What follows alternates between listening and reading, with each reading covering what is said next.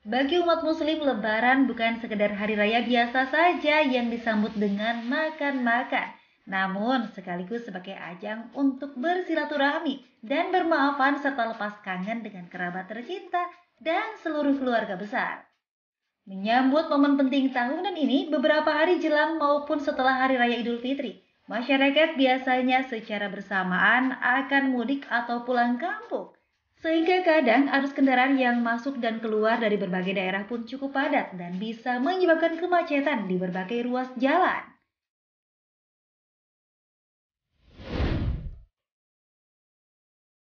Kemacetan merupakan hal biasa terjadi dan harus dihadapi oleh masyarakat di tanah air saat menjelang atau usai lebaran. 1 hingga 2 jam mungkin tubuh tak terasa apapun. Namun, ada kalanya kemacetan terjadi dalam belasan jam lamanya, sehingga beberapa bagian tubuh akan terasa pegal dan kaku, yang membuat tak nyaman dan bisa mengganggu konsentrasi saat berkendara.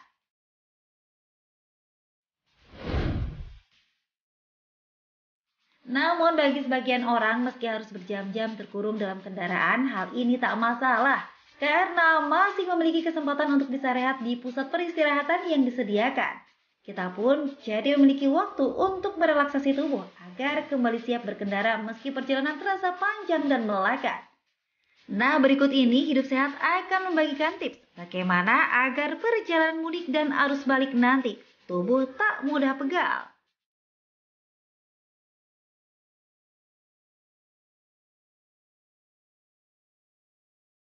Akhirnya, setelah 2 tahun, masyarakat bisa kembali mudik ke kampung halaman.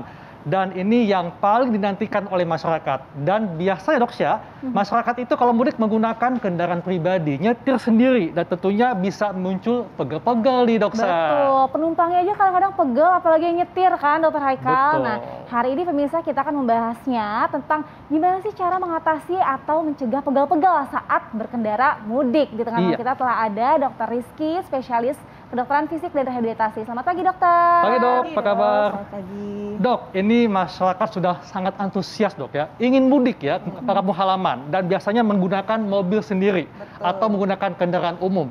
Dan tentunya ini menimbulkan rasa pegal di badan, Dok. Nah, ini penting bagi masyarakat untuk tahu nih bagaimana cara mencegah dan mengatasinya. Tapi, Dok, benar nggak kalau pegel-pegel itu diakibatkan karena kelelahan? Fakta atau mitos, Dok? Fakta. Fakta. Iya. Kenapa, Dok? Ya, jadi sebenarnya pegal, jadi saya bahas dulu. Jadi pegal itu sebenarnya adalah sensasi nyeri, tapi nyerinya bersifat tumpul. Dan biasanya memang akan berbarengan nih, Dok, dengan kelelahan. Nah, kenapa kelelahan itu menimbulkan rasa pegal atau rasa nyeri yang tumpul tadi?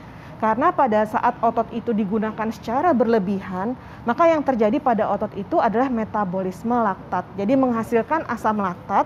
Nah, asam laktat inilah yang menimbulkan nyeri. Awalnya mungkin pegal-pegal, tapi bisa jadi bukan hanya pegal-pegal saja, Dok. Nyeri yang semakin hebat, semakin berat itu bisa terjadi gitu. Jadi yang harus kita hindari adalah mencegah supaya otot kita itu tidak terjadi sampai lelah ya, overuse gitu. Jadi aktivitasnya memang harus kita jaga dengan baik gitu, Dok. Dan overuse ini termasuk juga posisi duduk yang terus-menerus, Dok ya? Nah, betul. Karena kan posisi duduk statis yang sama terus-menerus menyebabkan otot itu harus mempertahankan tubuh bekerja, Dok. Jadi untuk mempertahankan posisi, otot juga akan bekerja terus-menerus secara berlebihan. Gitu. Baik, Dokter, selanjutnya nih tentang peregangan, Dokter. Nah, kalau udah pegal-pegal ya, Dok ya, katanya peregangan dapat membuat otot-otot yang kaku menjadi kembali lentur. Ini fakta atau mitos, Dok? Fakta. Fakta. Ya. Jadi peregangan kita mengenalnya dengan istilah stretching. Jadi stretching ini adalah satu kumpulan gerakan di mana gerakan itu memang bertujuan untuk merelaksasi atau mengelongasi, memperpanjang otot. Nah, jadi kita mengharapkan otot kita itu sebenarnya lentur ya, seperti karet gitu. Jadi bisa kita regangkan dan pada kondisi tertentu dia bisa kembali secara normal. Nah, kalau misalnya otot itu kaku, maka dia tidak bisa lentur dan itu akan menyebabkan nyeri. Maka dari itu stretching dalam hal ini adalah satu kegiatan atau gerakan untuk meregangkan otot itu sangat diperlukan supaya otot kita elastis dan akhirnya bisa bekerja lebih kuat lagi dan bekerja secara normal. Baik, stretchingnya kayak gimana masyarakat nih? harus tahu, Dok, bagaimana cara peregangan yang tepat supaya bisa terhindar dari pegal-pegal. Oke. Ya. Nah, ini mungkin peragaannya ketika saya sedang setir mobil, Dok ya? Betul, Oke. betul. Nah, Ya, Gimana, jadi Dok? kita akan memperagakan mengenai stretching yang bisa dilakukan para pengemudi. Coba, Dok, dokter posisi seperti ini ke Ya. depan. Jadi Ini kita misalnya. bayangkan pada saat seperti ini penyetir, maka yang akan kaku adalah otot-otot leher. Karena leher itu Betul. dengan stres yang ada di jalan, Ya. kemudian otot-otot bahu yang ke depan, dan kemudian otot-otot punggung yang harus menjaga badan seperti ini beberapa jam lamanya, itu akan kaku. Jadi kita harus stretchingnya dari atas, ya, dari leher. Dokter bisa melakukan gerakan memutar kepala, memutar leher seperti ini, gini. Gini. Nah, iya. Terus ke arah berlawanan. Stretching itu harus dilakukan secara perlahan. Nah, ya. Tapi ini sesuai dengan kondisi jalan ya. Kalau pas Iya. lagi macet kita bisa stretching nih, Dok. Kalau lagi ngebut jangan, bahaya. Oh, iya, ya betul. kan? Nah, kemudian kita bisa jatuhkan kepala ke sebelah kiri. Maaf, Dok. Oke. Ya. Kemudian jatuhkan kepala ke sebelah kanan. Ini ditahan, Dok ya? Ya, tahan. Berapa lama, Dok? 10 hitungan 10 atau 15 hitungan boleh sesuai Ya. dengan kondisi, Dok, karena ini sedang berkendara ya. Iya. Baik. Sambil seperti ini boleh kita putar bahu. Kita putar bahu. Nah, iya. Ke belakang. Kemudian kita putar bahu ke depan. Oke, tuh. Ya. Nah, karena yang sulit adalah pada saat mengendara kita melakukan manipulasi di bagian punggung. Ini Betul. sulit nih kalau Iya. untuk pengendara. Jadi kita bisa ke kaki. Jadi kita bisa kaki naikkan dua-duanya, Dok.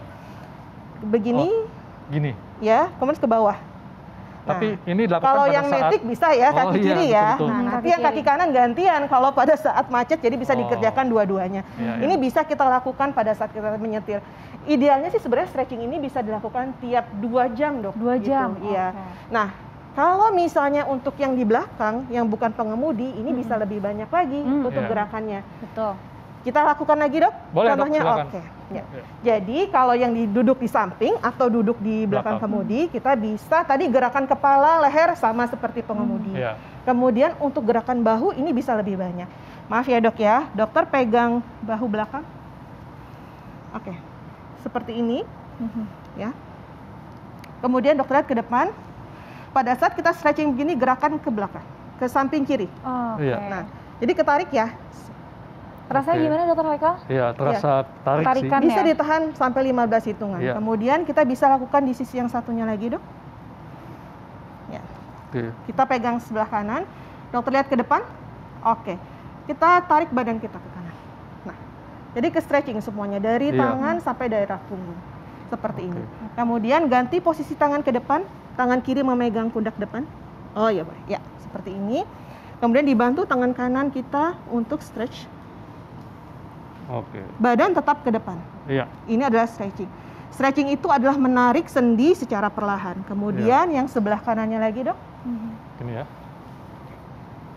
Ya, seperti ini. Oke. Kita bantu tangan kiri kita untuk menarik supaya benar-benar terstretch.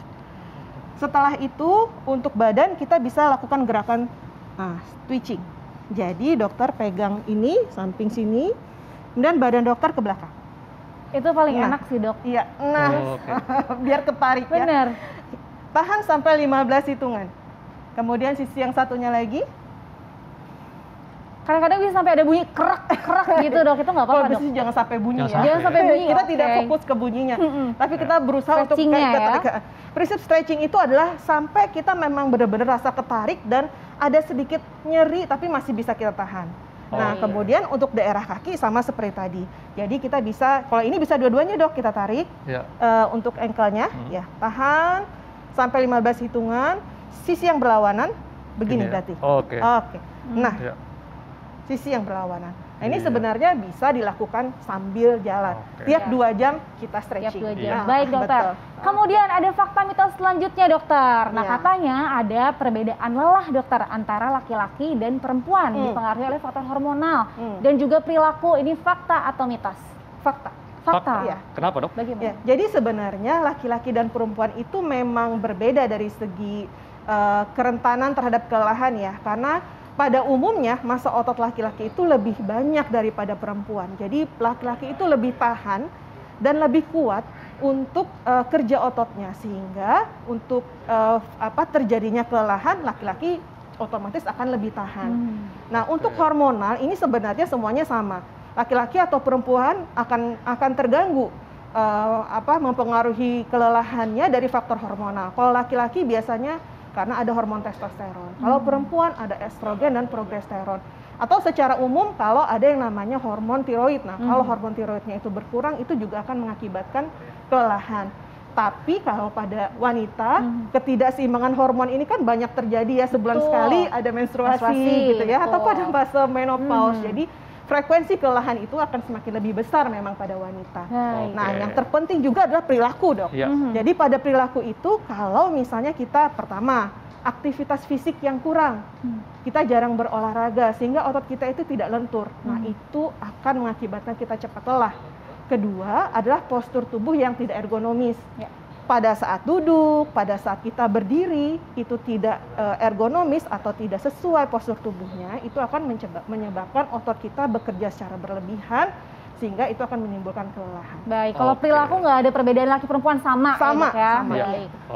Dok, selain stretching ya, katanya pemijatan dapat membantu mengurangi rasa nyeri dan pegal pada otot, fakta atau mitos, tapi nanti Dok jawabnya, kita akan simak jawabannya sesaat lagi, tetap di Hidup Sehat.